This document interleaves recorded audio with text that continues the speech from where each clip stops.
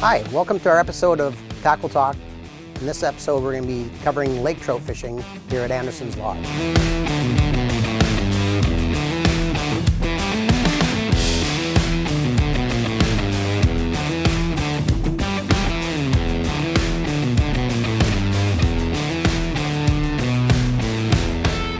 Lake trout are in a number of lakes in the area.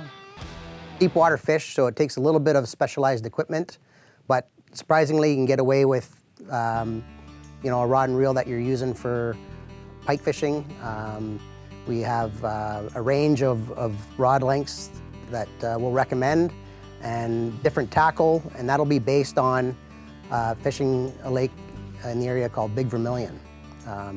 There's other lakes that we'll access for lake trout that take a little bit of different equipment, but 99% of our fishermen are coming here to fish on Big Vermilion for these lake trout. So we'll start with the rod selection. Our recommendation is anywhere from a 6'6" to a 7'6" medium action rod. We typically will be fishing lake trout in deep water, so you need something that's got a pretty stiff backbone to it. The rod weight is going to want to be a medium to medium heavy rod weight, and it can be a spinning or casting setup. I prefer the spinning gear for lake trout on Big Vermilion. We're fishing anywhere from 20 feet in the spring to well over 60 feet in midsummer, and upwards of sometimes up to 80 feet. The rod really has to be able to have a good hook set, and that's why you want the strong backbone to it.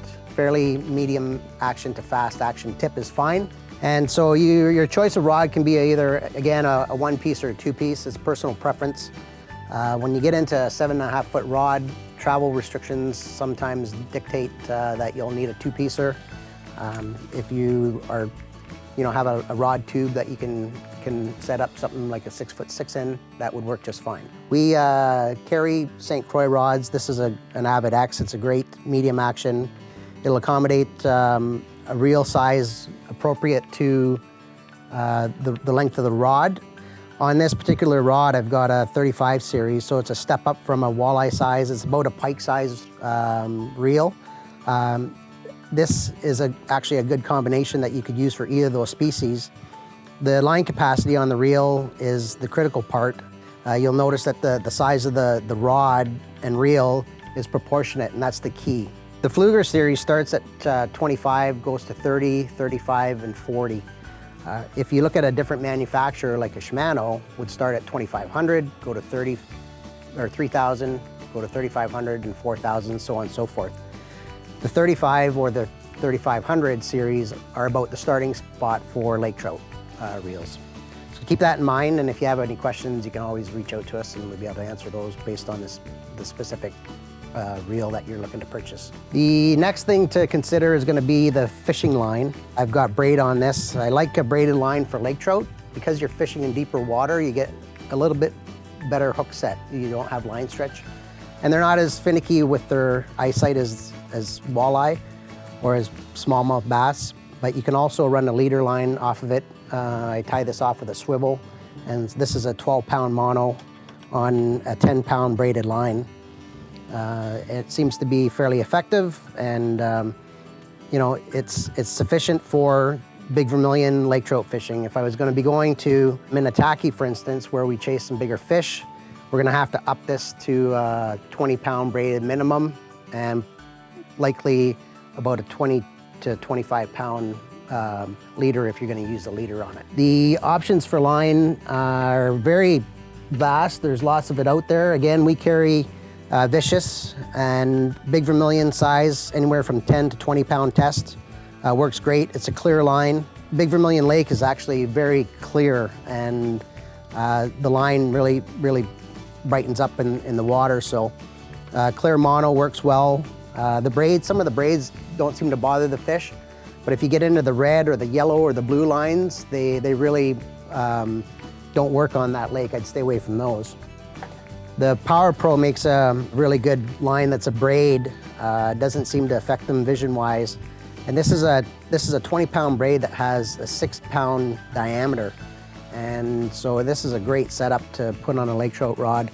allow you to put a lot of line on. This is a 150-yard spool, but you would back it with mono and end up with well over 300 yards on your spool because of the diameter of the line. Next then is going to be the lure selection. With lake trout on Big Vermilion, there's a common theme. And if we show you a couple of the lures here, what I'm using here is just some plastics with this is a 1 ounce lead head jig, fish in deep water. We use a variety of plastics, and that's all we use on Big Vermilion. No live bait is allowed on that lake, but these work extremely well, and as you can see, it's all white. That's the ticket on that lake. It's not necessarily on every lake. We do have some success with chartreuse as well, but for the most part, our fishermen are using either tubes, plain little white grubs.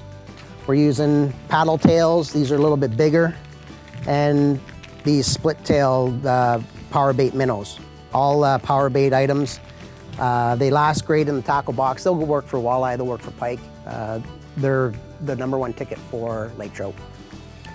To get those down to 60 feet of water, we'll use sometimes this 1 ounce jig.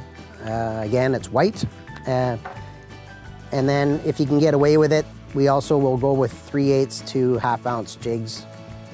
When you're looking to get down to 60 to 80 feet of water, that'll take you a little while, whereas this will get right down there.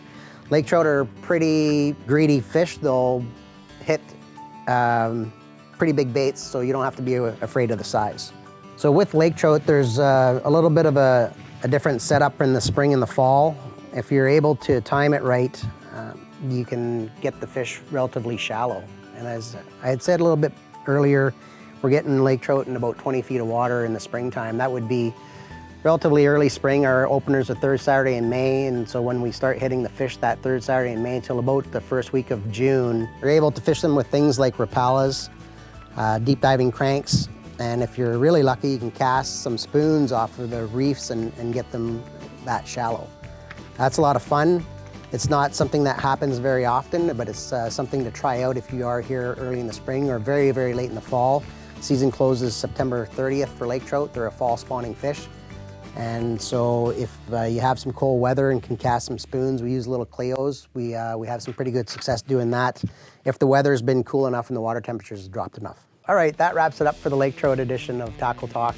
Don't forget, hit the subscribe button down below, hit the like button, and hit the notification button, the little bell. You'll be notified when we have a new video coming out. Thank you.